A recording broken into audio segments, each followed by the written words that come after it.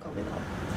Yeah, well, the sequel, basically, as a filmmaker, and then of course I'm working with VISCAE, which is UVI St. Thomas. I figure, well, you know what?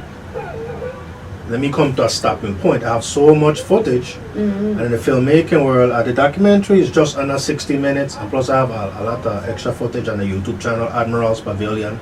I said, let me come to a stopping point now, and then do a part two. Hopefully, by the time part two is done, we could have a race. So basically, still following the chess style. I don't think I'm gonna do this type of cover. But basically, you'll be from Kings of Pawns Part 2, Checkmate. Like, who gonna win? Are we gonna have our track back? Are we gonna be running races? That gonna show that the horseman win or St. Croix win, you know? What I feel is, since you already have the pawns, right? You need to have the kings and the queens being those that are protected and those that have the reach on the board. And that's why I asked the question as far as who is in control of building these the racetrack. Correct. So I hope to give you a little, you understand me? Right. So in regards to your next one. So far, with a little bit of information you get so far, a little bit, who you think will represent the king and the chessboard and the queen? So as far as I can see, the king would be the government, because he has a reach around the board. He can jump from here to there. But then the queen that is protected is as if what Mr. Isles stated is the sports park and recreation, because they are who in control of building these horse tracks. And the king, like I said, the government, the senators, and all these different individuals are who are able to go and actually go and find the funds and do the different things. But the queen, you have to protect your queen. That's what a chess is all about. So game checkmate is basically being able to get to sports park and recreation. And how do you feel that you may do so? That is my perspective. Right. Well, obviously, from a human's point of view, we gotta protect the queen, but in the chess, you gotta protect the king. You gotta do both.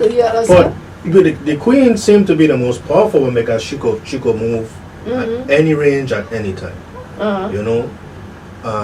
So what about the Casino Control Commission or the casinos? Obviously, they're not in the mix. So I feel guess like that would be the night. Okay. That's who I feel. They could jump around, like you said. Like the senator said, the guy because they're important, but then in reality, they're not as important as. And let me correct myself, because I had it mixed up. The king is who's to be protected. The queen is capable of moving around. So let's switch it up.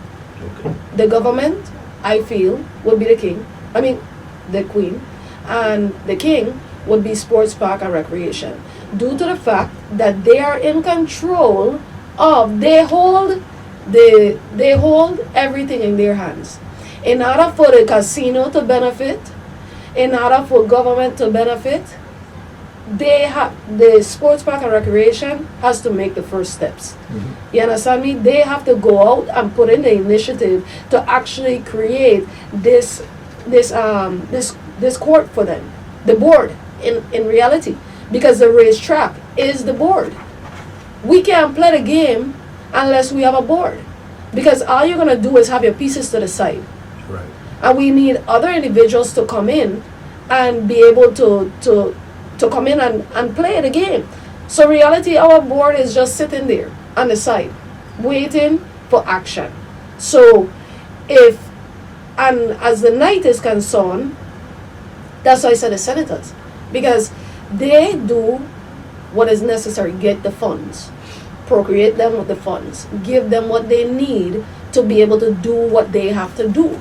And that's how it is. The pawns are the individuals that are in there working, even though you might not think they're important, they're a part of the game. Correct. They're the first that you see. Exactly. Then after is the first one to move. Exactly. Right. Then after you got the night, You got the Knights, which is the Senate, and that's why I asked you, because within the documentary, I saw individuals stating the senators mean even want to vote no more because they said this and they said that. In reality, this is what we need to educate ourselves about.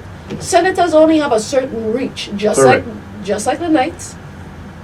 They only have a certain reach. The senators only have a reach when you bring in the money.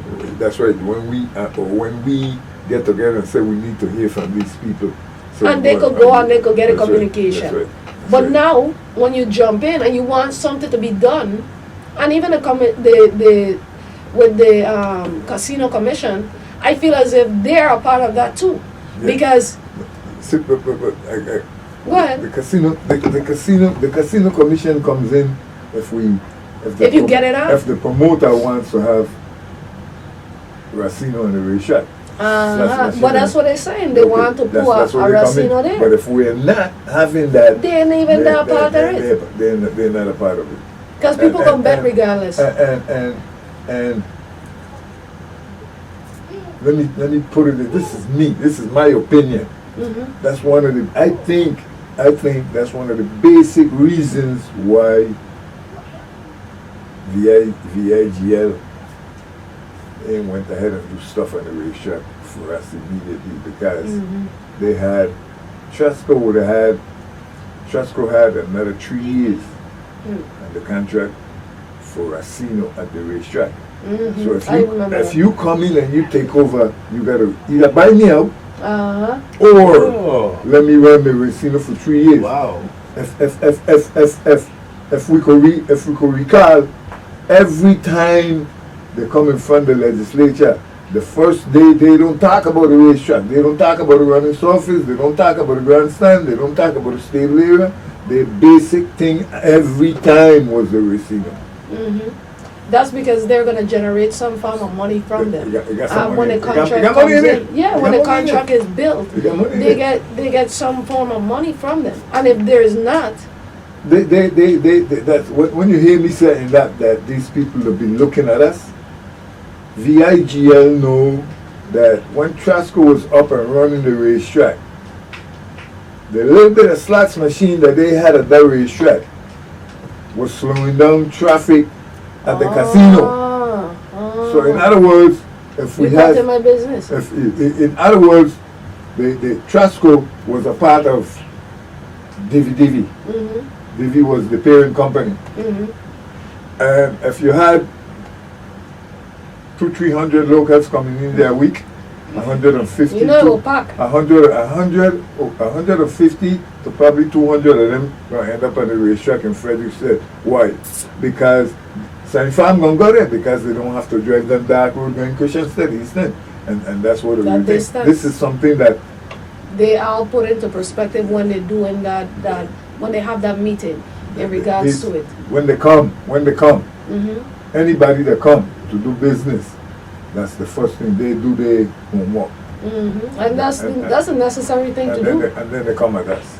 Yes, I think that we're missing the boat in certain ways with regards to the gambling, the horse racing, and the casinos. In the Bahamas, they don't let the locals gamble, and I think that we would do better if we had that same effect here in the Virgin Islands. My engagement stepped up after that, because as a senator, I also paid attention to what was being developed, here locally, and our effort to evolve into professional racing.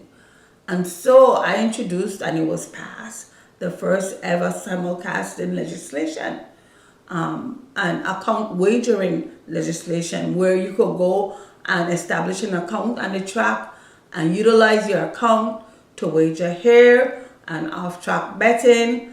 And that was the first time that happened as well. And I was proud to be able to assist the industry in that regard professionally and legislatively. And so another side of horse racing that I really, really paid attention to is what horse racing provided for the people outside of just having 6-7 races and where there was a purse, and where you were matching like horses, and where you were separating thoroughbreds from non-thoroughbreds, and where you were engaging jockeys from Puerto Rico, and where you were flying in jockeys from the States, and where you were seeing trainers doing all kinds of things, trying all kind of methods, utilizing all kind of strategy to ensure that their horse came out on top. Outside of all of that, and establishing a viable parimutuel system. By the way, and we stand proud, all 10 toes down in that regard, because we had the likes of Neville James and others who put together a stable and parimutuel system where the integrity could have been tested and was tested, and it was well run. I speak for myself as a Crucian and as daughter of the soil when I say it is sad what we have today in terms of the state of horse racing on St. Croix. We are known for our race course and for every feature that it provided with regards to social engagement and opportunity for folks all over the island to come once a month at times. Sometimes it was that much, once a month. And if it wasn't once a month, it was every other month. And if it wasn't every other month, you put your bottom dollar on. It was during the holidays where we would have horse racing, Christmas, Easter, Memorial Day, 3rd of July, 4th of July, Labor Day, Thanksgiving, and then down to Christmas again. Those days belonged to St. Croix. We took pride, and we recently lost the good Dr. Dichabert.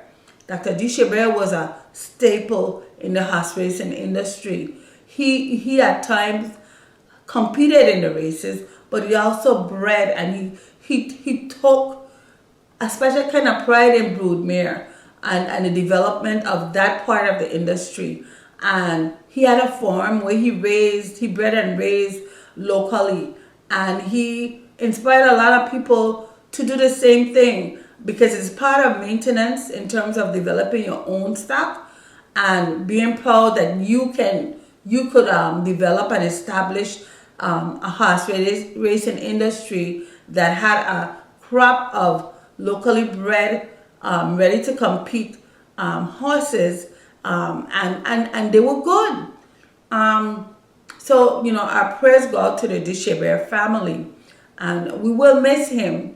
But I know that he's taught a lot, and a lot of what he's taught will stay with us. Part of that was our stick-to-itiveness. And I really want to drive home this final message. The absence of horse racing on St. Croix is indeed a void to our own social development. It was very much a part of our culture and our history, the fabric that held us together as a people.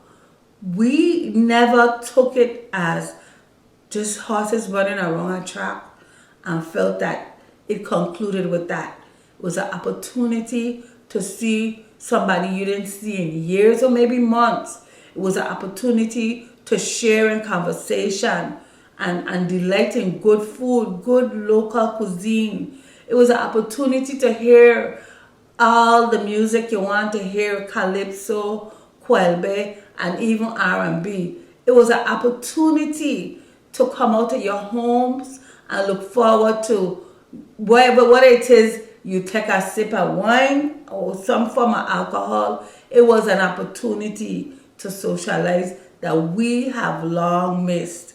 And I believe when that $5 million was made available to the local government, because it was redirected to sports park and recreation, that an effort, a sincere and committed effort, could have and should have been advanced to clear the area out.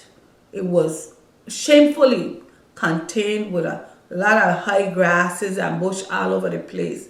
I know because I was there many times. I went there physically with a consultant that we brought in to look at the track to see if any parts of that track was usable for even a little short race.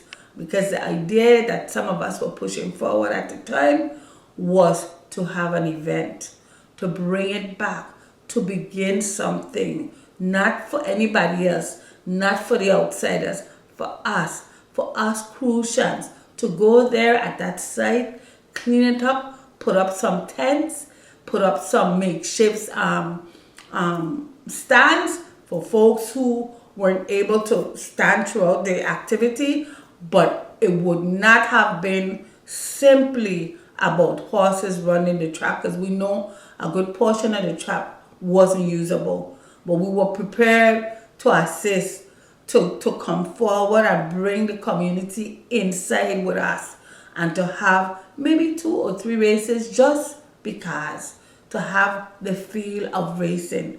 But it was the people who was the core and the essence of that activity, and unfortunately we were not able to have the event.